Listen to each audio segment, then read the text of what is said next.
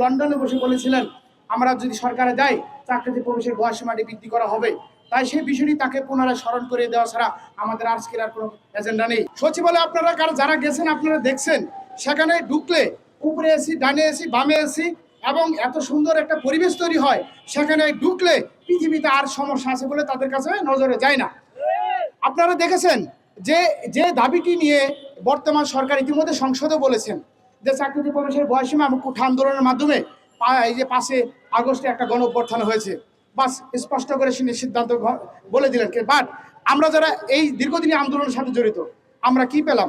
আমরা হারালাম আমাদের জীবন থেকে বয়স, আমরা হারালাম স্বপ্ন, আমরা হারালাম আমাদের সেই স্বপ্নের সঙ্গিনীটি, আমরা হারালাম এদেশে বেঁচে থাকার শেষ নিঃশ্বাসটুকু।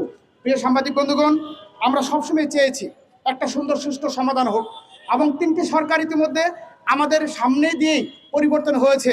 তারা প্রত্যেকে সবসময় কমিটমেন্ট করেছে আমরা বেকারদের বিষয়ে আমরা সর্বোচ্চ গুরুত্ব দিব।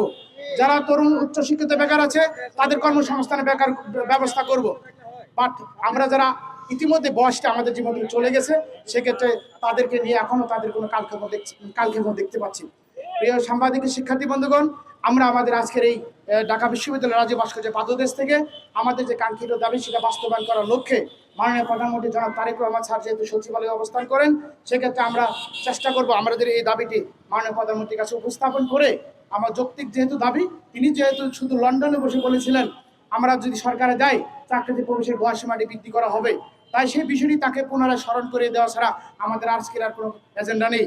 আমরা মনে করব তিনি অত্যন্ত মানবিক এবং দয়ালু। আজ পর্যন্ত যতগুলো প্রোগ্রাম কর্মসূচিতে গিয়েছেন তার সামনে যে বিষয়টি উপস্থাপন করা হয়েছে তিনি সেটা সার্বিক ব্যবস্থা নিয়েছেন আমরা দেখতে পাচ্ছি।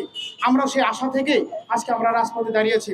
আমাদেরকে যদি আজকে সুযোগ করে দেওয়া হয়, আমরা যদি কথা বলতে পারি, ইনশাল্লাহ আমরা তার কাছ থেকে আমরা এই দাবিটি বাস্তবায়ন করে ফিরতে পারবো বলে আমরা তরুণ শিক্ষার্থীরা বিশ্বাস করি।